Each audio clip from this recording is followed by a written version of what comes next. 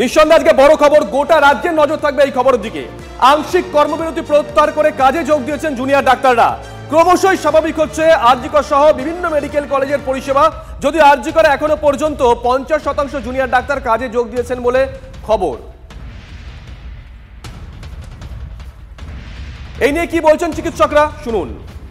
Mascot spin control ল্যাবের পরীক্ষায় এটি প্রমাণিত। কেয়াসেট আলোপেক্স পেন্টা অ্যাক্টিভ নতুন চুল গজাতে সাহায্য করে, চুল পড়া বন্ধ করে। Keya Seth Alopex Penta Active 10 hair fall প্রবলেমের একমাত্র সলিউশন।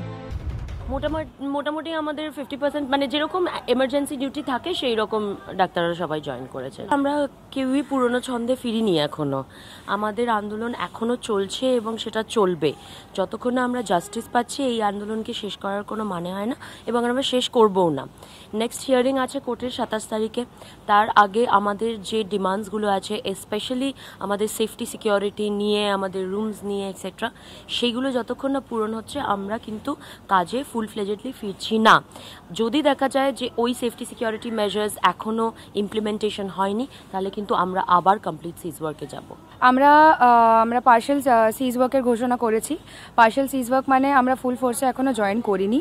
আমরা আমাদের হাফ ফোর্সে জয়েন করেছি অ্যান্ড অনলি এমার্জেন্সি সার্ভিসেস আমরা জয়েন করেছি। তাছাড়া আমরা কোনো নন এমার্জেন্সি সার্ভিসেস এখন করছি না। কে ভর্তি আছে? আমার বাবা। কি হয়েছিল না? অনেক কাজ করতে গিয়ে হাত কেটে গেছে। তারপরে কালকে কখন এলেন? কালকে আমরা এসেছি বিকেলে 5টা হবে, খুব সম্ভবত 5টা বাজে। সঙ্গে সঙ্গে ভর্তি নিয়েছে? হ্যাঁ, আনার সঙ্গে সঙ্গে তো ওরা দেখলো, তো দেখেছে ওনারা সব ডাক্তাররা? হ্যাঁ, ডাক্তাররা তো দেখলো।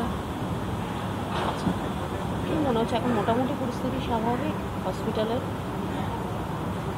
পরিষেবা পাচ্ছেন? পাচ্ছি তো। হাতে মশাল, বুকে প্রত্যয়। তিলোত্তমার জন্য প্রতিবাদের আগুন তিলোত্তমারই বুকে। তিলোত্তমা ধর্ষণ খুনের 42 দিনে কলকাতার 42 কিলোমিটার দীর্ঘ রিলে মশাল মিছিল পা মেলালো নাগরিক সমাজও। হাইল্যান্ড পার্ক থেকে মশাল মিছিল শুরু হলো, রাত 2:30টায় শেষ হলো শ্যামবাজারে। দীর্ঘ পথে হাতে হাতে ঘুরল প্রতিবাদের মশাল। মিছিল শেষে সেই মশাল তুলে দেওয়া হলো তিলোত্তমার মা বাবার হাতে। তিলোত্তমার জন্য বিচারের স্লোগান তুলে আলোড়িত হলো রাজপথ। কে নেই সেই মিছিলে? চিকিৎসক ছিলেন, শিল্পী, সাধারণ মানুষ, বয়সে নবীন থেকে প্রবীণ। একটাই দাবি তাদের, তিলোত্তমার জন্য বিচার চাই। উৎসবের মুখে দাঁড়িয়েও নাগরিক সমাজ আন্দোলনে এতটুকু ভাটা পড়েনি। কোনো কথাই আসে না, কারণ বুকের ব্যথা তো মুখ দিয়ে ব্যক্ত করা যায় না, তাই ওই ব্যথাটা তো বুকেই রয়েছে। তবে একটাই আশা যে এত সাধারণ নাগরিক আমার পাশে আছেন, সবাই আমার মেয়েকে তাদের পরিবারের মেয়ে ভেবে আন্দোলনে নেমেছেন। আর জুনিয়র ডক্টররা, তারা তো আমার ছেলে মেয়ে, যে তারা সমাজ সেবা করুক এবং আন্দোলনও চালিয়ে যাক যাতে আমার মেয়ের বিচারটা পাই। আর আমি যতদিন না বিচার পাই, এভাবেই যেন আপনারা রাস্তায় থাকুন আর আমার পাশে থাকুন, এটাই আমি বলতে চাই। মানুষের সেবা হচ্ছে তাদের প্রথম ধর্ম এবং এই সেবার মধ্য দিয়েই তারা আন্দোলনটা চালিয়ে যাক, আমি এটাও চাইব। কারণ আমার মেয়ের বিচার আসতে গেলে খুব সহজে আসবে না, সেটা সবাই নিশ্চয়ই বুঝতে পারছেন। সবার চেষ্টায় আশা করি আমি আমার লক্ষ্যে পৌঁছাতে পারবো। তারা কাজ করুক এবং সঙ্গে সঙ্গে আন্দোলন যে তীব্র থেকে তীব্রতর করবে বলেছে সেটাকে তারা চিন্তা করুক, তাহলে আমার বিচার আমি পাবো।